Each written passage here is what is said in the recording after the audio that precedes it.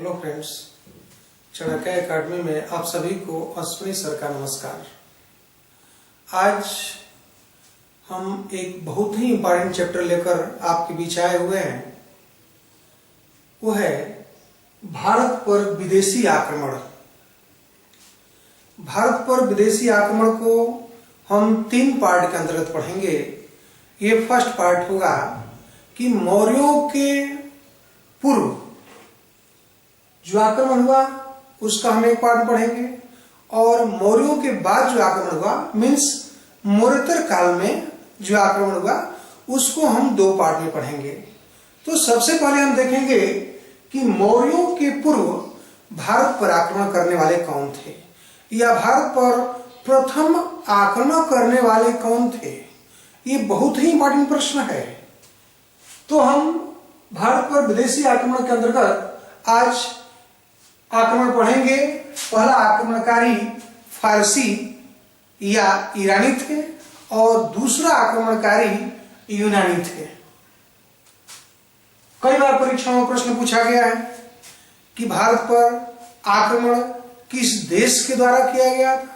Iran के द्वारा, means फारस। ईरान का प्राचीन नाम फारस है। तो हम पढ़ेंगे कि आखिर भारत पर आक्रमण किया किसने था। तो ध्यान रखेंगे कि जिस समय भारत में मगध को केंद्र बनाकर चंद्रगुप्त मौर्य एक विशाल साम्राज्य की स्थापना कर रहे थे, उसी समय ईरान में अखमनी या इसको हखमनी भी कहते हैं, अखमनी या हखमनी वंश के प्रथम ज्ञात शासक साइरस थे। वो भी ईरान में एक विशाल साम्राज्य की स्थापना कर रहे थे। लेकिन साइरस ने भारत पर आक्रमण किया था या नहीं, यह इतिहासकारों में काफी विवाद है। लेकिन इतना स्पष्ट है कि साइरस के पुत्र डेरियस या दारा प्रथम ने भारत पर आक्रमण किया था, और भारत के उत्तर पश्चिम के 2 प्रांतों गंधार और कम्बोज को विजित करके अपना 20वां प्रांत बनाया। ध्यान रखेंगे कि गंधार और कम्बोज को जीतकर दारा प्रथम ने 20वां प्रांत बनाया था। और प्रश्न क्रिएट होता है कि इसका प्रमाण कहां मिलता है। तो इसका प्रमाण हमें दारा फर्स्ट के 3 अभिलेखों से मिलता है। वो है पर्सिपोलिस अभिलेख, बेहिस्तून अभिलेख और नक्शे रुस्तम अभिलेख।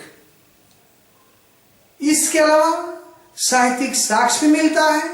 आप सभी जानते होंगे कि इतिहास के जनक हेरोडोटस थे। हेरोडोटस की पुस्तिका का नाम है हिस्टोरिका, और इस हिस्टोरिका से भी ज्ञात होता है कि दारा प्रथम ने भारत के 2 क्षेत्रों गंधार और कम्बोज को विजित किया था, और वहां से 360 टैलेंट स्वर्ण राजस्व वसूला, जो उसके संपूर्ण राजस्व का 1/3 था। तो हम कह सकते हैं कि भारत के 2 क्षेत्रों गंधार और कम्बोज को जीतने वाला ईरानी दारा प्रथम था। लेकिन इस भारतीय क्षेत्र पर ईरानियों का अधिकार कब तक रहा यह स्पष्ट नहीं हुआ। लेकिन यह स्पष्ट है कि आरबेला युद्ध, ये दारा प्रथम के उत्तराधिकारी दारा तृतीय के समय सिकंदर ने ईरान पर आक्रमण करके आरबेला युद्ध में दारा थर्ड को पराजित कर दिया, और ईरानी साम्राज्य के साथ साथ भारतीय क्षेत्रों पर भी अधिकार कर लिया। तो स्पष्ट है इतना कि आरबेला युद्ध के बाद भारतीय क्षेत्रों से ईरानियों का प्रभाव समाप्त हो गया था। अब हमें पढ़ना है कि राजनीतिक रूप में हमने देखा कि भारतीय क्षेत्रों पर उन्होंने अधिकार कर लिया, लेकिन सांस्कृतिक स्वरूप के बारे में पढ़ेंगे कि आखिर भारत पर ईरानी आक्रमण का सांस्कृतिक प्रभाव क्या पड़ा। तो सबसे पहले हम देखेंगे कि भारत के उत्तर पश्चिम क्षेत्रों में एक नई लिपि खरोष्टी लिपि का आविष्कार हुआ। आप सभी जानते होंगे कि खरोष्टी लिपि का आविष्कार अरामेइक लिपि से हुआ है। खरोष्टी लिपि जो लेफ्ट से राइट लिखी जाती है, लेफ्ट से राइट यानी कि बाएं से दाएं लिखी जाती है, और अशोक के दो अभिलेख हम मौर्य काल में पढ़े हुए हैं कि अशोक के दो अभिलेख शाहबाज गढ़ी और मानसेहरा, जो पाकिस्तान के पेशावर में शाहबाज गढ़ी और पाकिस्तान के हजारा में आपके मानसेहरा अभिलेख है। तो अशोक के दो अभिलेख शाहबाज गढ़ी और मानसेहरा खरोष्टी लिपि में ही है। इसके अलावा तक्षशिला अभिलेख, अशोक का तक्षशिला अभिलेख आरमेई लिपि में है। ध्यान रखेंगे कि ईरानी आक्रमण का प्रभाव था कि भारत के उत्तर पश्चिम में एक नई लिपि खरोष्टी लिपि का जन्म हुआ। और दूसरा प्रभाव यह रहा कि महान सम्राट अशोक के जो स्तंभ हैं, जो प्रस्तर स्तंभ हैं, उन प्रस्तर स्तंभों को चिकना करने की कला हमने ईरानियों से सीखी है।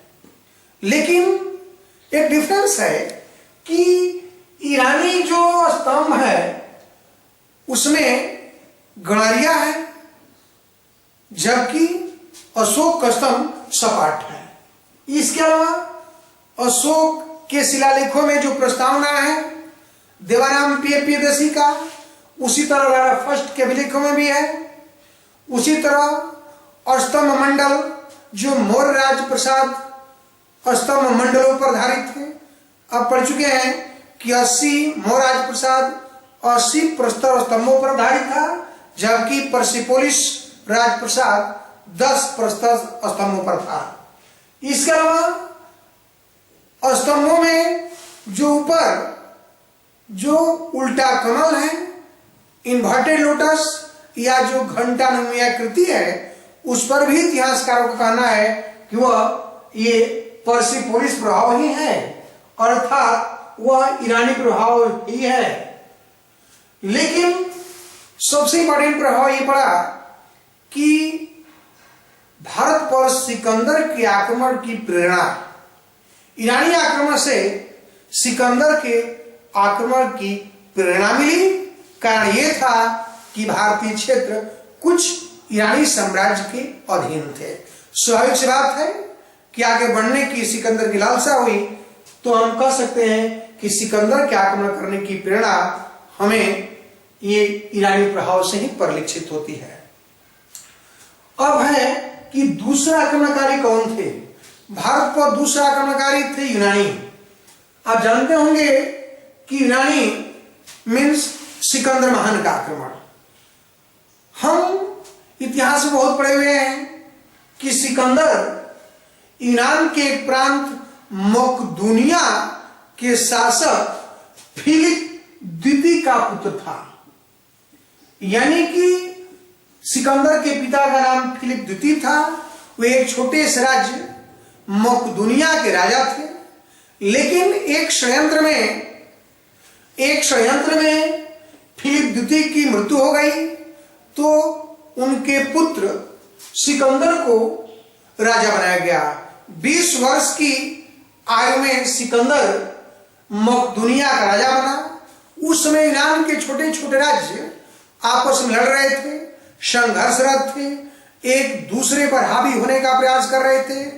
उन सभी राज्यों को विजित करके सिकंदर ने ईरान में एक विशाल साम्राज्य की स्थापना की और अपने गुरु, सभी लोग जानते होंगे कि सिकंदर के गुरु का नाम अरस्तु था।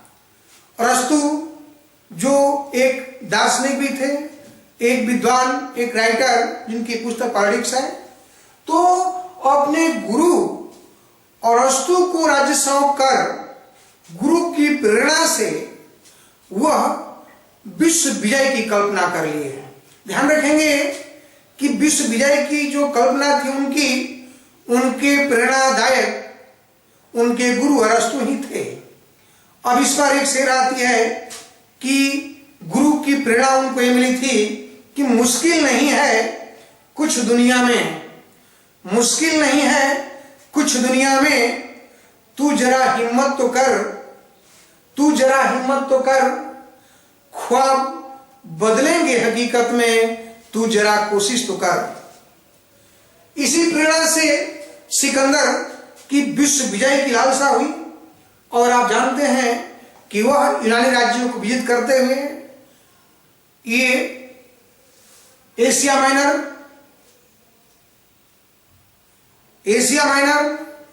बैक्ट्रिया व फारस को जीतते हुए भारतीय सीमा पर आ पहुंचा।